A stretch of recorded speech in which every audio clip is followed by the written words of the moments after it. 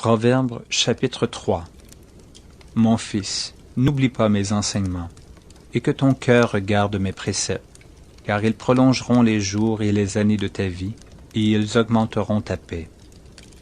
Que la bonté et la fidélité ne t'abandonnent pas.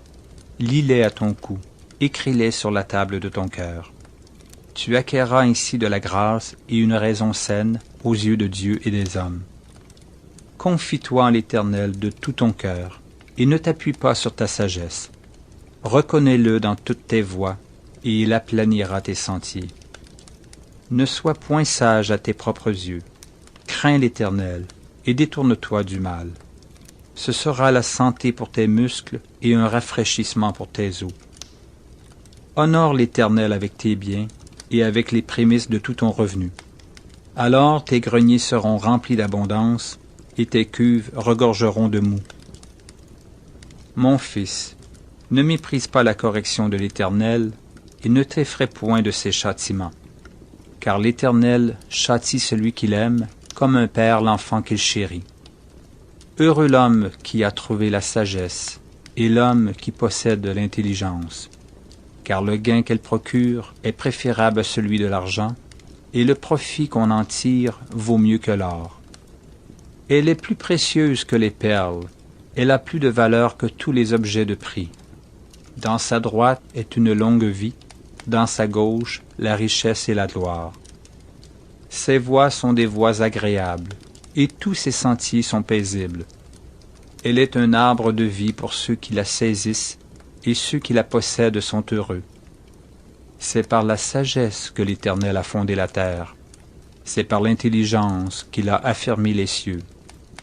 C'est par sa science que les abîmes se sont ouverts et que les nuages distillent la rosée.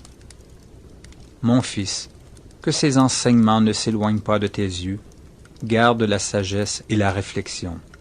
Elles seront la vie de ton âme et l'ornement de ton cou.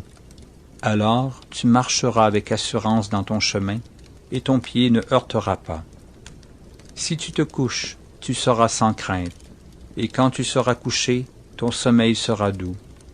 Ne redoute ni une terreur soudaine, ni une attaque de la part des méchants, car l'Éternel sera ton assurance, et il préservera ton pied de toute embûche. Ne refuse pas un bienfait à celui qui y a droit, quand tu as le pouvoir de l'accorder. Ne dis pas à ton prochain, va et reviens, demain je donnerai, quand tu as de quoi donner. Ne médite pas le mal contre ton prochain, lorsqu'il demeure tranquillement près de toi. Ne conteste pas sans motif avec quelqu'un, lorsqu'il ne t'a point fait de mal. Ne porte pas envie à l'homme violent, et ne choisis aucune de ses voies, car l'Éternel a en horreur les hommes pervers, mais il est un ami pour les hommes droits. La malédiction de l'Éternel est dans la maison du méchant, mais il bénit la demeure des justes. Il se moque des moqueurs, mais il fait grâce aux humbles. Les sages hériteront la gloire, mais les insensés ont la honte en partage.